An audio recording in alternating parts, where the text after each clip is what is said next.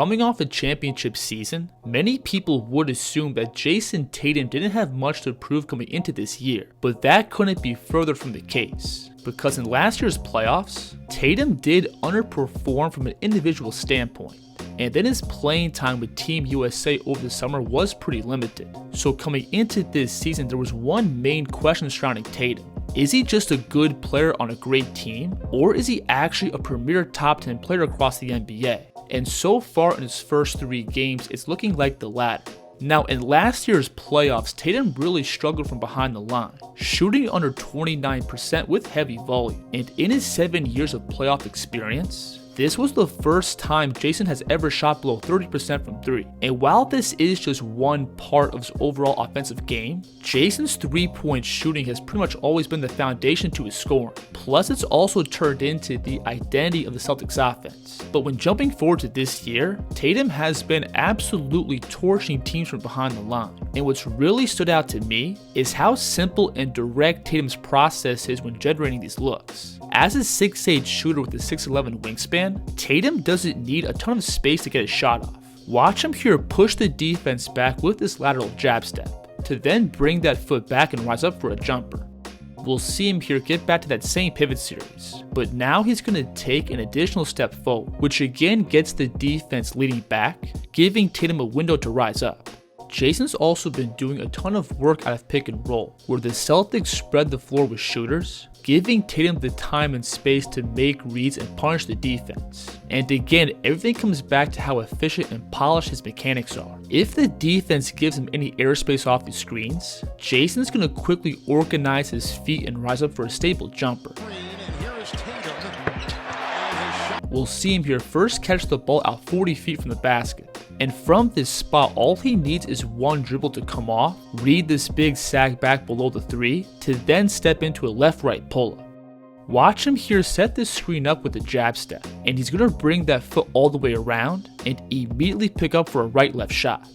Jayson's also great at setting up these screens off a live dribble, where he's able to absorb pressure and protect the ball, to then create angles to run his man off the screen. This is a great setup here, where Jayson's first going to refuse to screen by ripping hard to his left, to then stop and reset. But notice how much space he's created from his man, allowing him to cleanly come off this pick to set up another one dribble pull-up.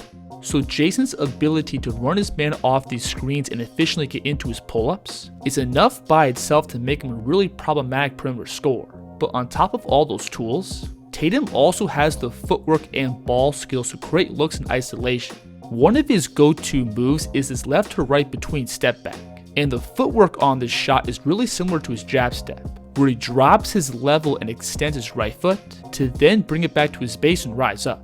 Tatum is also elite at using his pace to set up this move. Notice here how he's casually playing with the ball back and forth, to then again slide the ball between, bring that right foot back and immediately elevate. I like how Jayson mixes up the footwork here, by first getting to a right to left between and skipping his feet up, to then transfer the ball through into his step back. And then a lot of this comes back to Jayson's height and length as a shooter. Again, all he needs is just a little bit of space off the dribble, and then there's pretty much nothing stopping him from getting these shots off. I also think Jayson's balance and lower body strength has slightly improved, where he's now aggressively attacking angles, to then slam the brakes and lose the defense to create space. We'll see him here pivot his right foot across to protect the ball, to then take 1 pound dribble and push that left foot all the way forward, to then plant off it and organize his feet for a step back going to his left.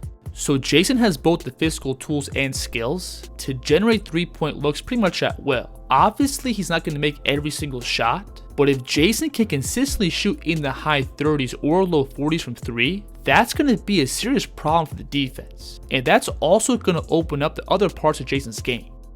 Now, because the defense is forced to step out and meet Jayson on the perimeter, that gives him the leverage to put the ball down to attack the basket. When playing downhill, Tatum has cut a lot of fat out of his game, where he's now making simple reads and creating straight line attacks. Watch him here catch and feel Brunson pressing up, opening up this reverse pivot to his left.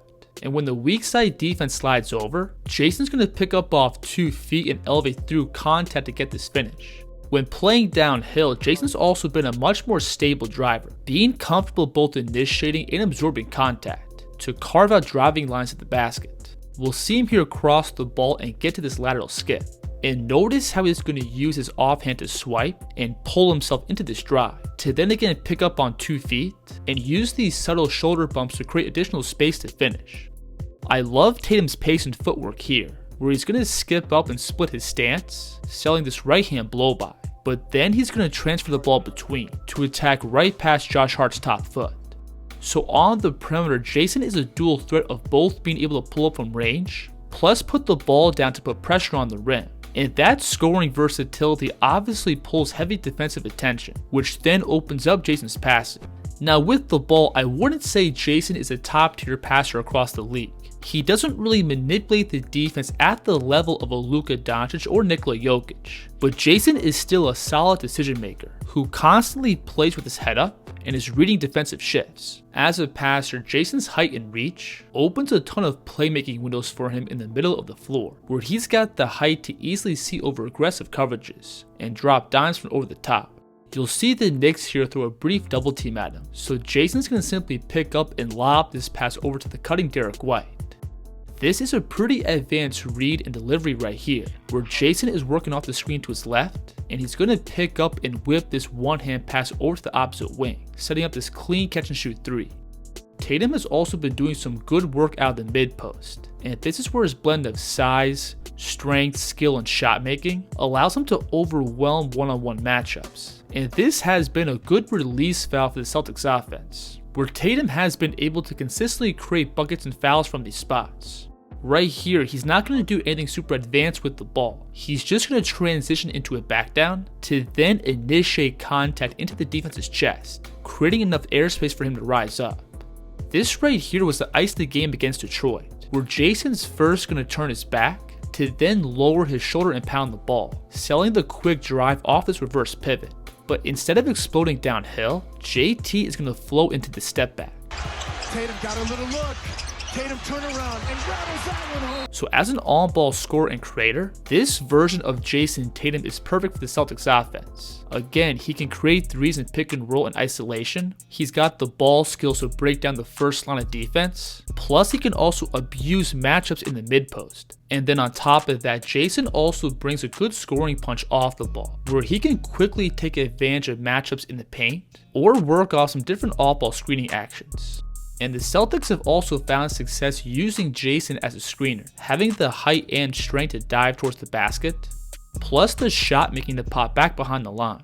So overall, if Jayson plays this aggressive for the entire season, and most importantly carries all this over to the playoffs, I think this pretty much makes the Celtics unbeatable. Obviously in the past, Jayson's production and efficiency in the postseason typically takes a dip, but I think it's more of a mental thing, because in general, I feel like Jayson's style of play should transfer over to playoff basketball, because that's when the game is primarily about shot making and attacking matchups, which I think Jayson is capable of doing at a high level. If you enjoyed this breakdown, please like and subscribe, and let me know in the comments what you think of Jayson Tatum's game. The kid's here.